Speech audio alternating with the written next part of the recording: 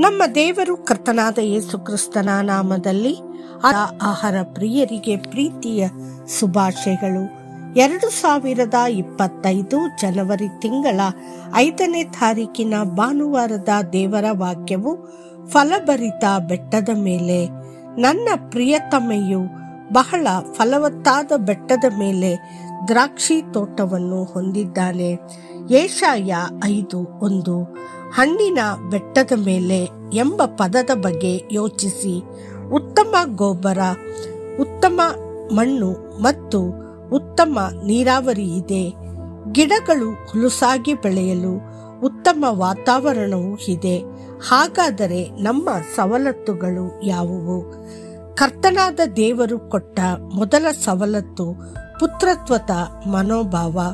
ಆದುದರಿಂದಲೇ ಅವರನ್ನು ಪ್ರೀತಿಯಿಂದ ಅಪ್ಪ, ತಂದೆ ಎಂದು ಕರೆಯುತ್ತೇವೆ ಮತ್ತು ನಾವು ರಾಜನ ಮಕ್ಕಳಾಗಿದ್ದೇವೆ.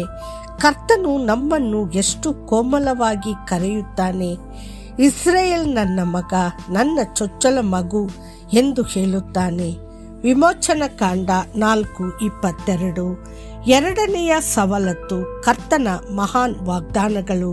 ಇಡೀ ಸತ್ಯವೇದದಲ್ಲಿ 4,000ಕ್ಕೂ ಹೆಚ್ಚು ಪ್ರಬಲ ವಾಗ್ದಾನಗಳಿವೆ.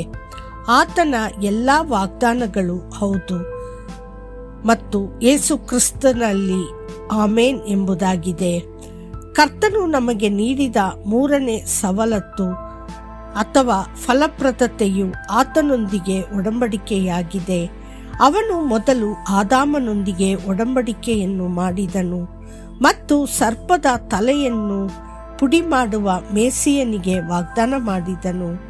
ಅವನು ನೋಹನೊಂದಿಗೆ ಒಡಂಬಡಿಕೆಯನ್ನು ಮಾಡಿಕೊಂಡನು ಮತ್ತು ಅವನು ಇನ್ನು ಮುಂದೆ ಜಗತ್ತನ್ನು ಪ್ರವಾಹದಿಂದ ನಾಶ ಮಾಡುವುದಿಲ್ಲ ಎಂದು ಭರವಸೆ ನೀಡಿದನು ಮತ್ತು ಅದರ ಸಂಕೇತವಾಗಿ ಅವನು ಮೋಡದಲ್ಲಿ ಮಳೆ ಬಿಲ್ಲನ್ನು ಮಾಡಿದನು. ಅವನು ಪೂರ್ವಜ ಪಿತೃಗಳೊಂದಿಗೆ ಒಡಂಬಡಿಕೆಯನ್ನು ಮಾಡಿಕೊಂಡನು. ಕಾನೂನಿನ ಮೂಲಕ ಇಸ್ರೇಲ್ ಜನರೊಂದಿಗೆ ಒಡಂಬಡಿಕೆಯನ್ನು ಮಾಡಿಕೊಂಡನು. ಇಂದು ಯೇಸುಕ್ರಿಸ್ತನು ತನ್ನ ರಕ್ತದಿಂದ ನಮ್ಮೊಂದಿಗೆ ಹೊಸ ಒಡಂಬಡಿಕೆಯನ್ನು ಮಾಡಿಕೊಂಡಿದ್ದಾನೆ. ಇದು ಎಂತಹ ದೊಡ್ಡ ಸುಯೋಗ!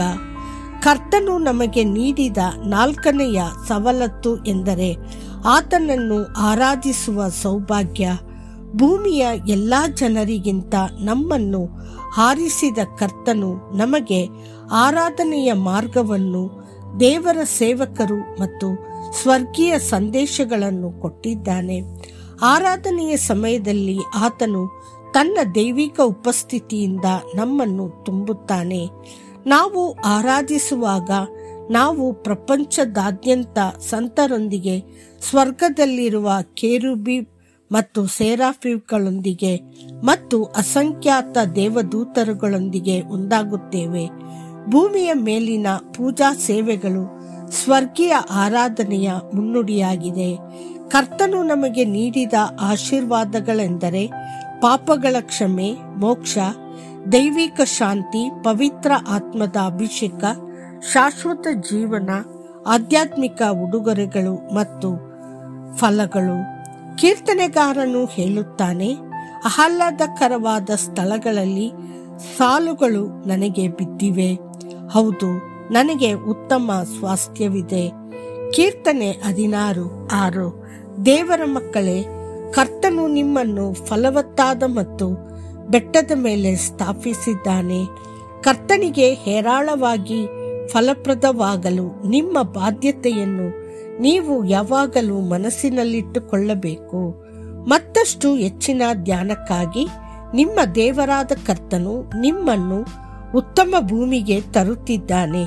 ನೀರಿನ ತೊರೆಗಳು, ಕಾರಂಜಿಗಳು ಮತ್ತು ಬುಗ್ಗೆಗಳ ಭೂಮಿ, ಕಣಿವೆಗಳು ಮತ್ತು ಬೆಟ್ಟಗಳಿಂದ ಹರಿಯುತ್ತದೆ. ಧರ್ಮೋಪದೇಶ ಕಾಂಡ 8:7. ಕರ್ತನು ನಿಮ್ಮನ್ನು ವಧಿಸಲಿ. ಆಮೇನ್.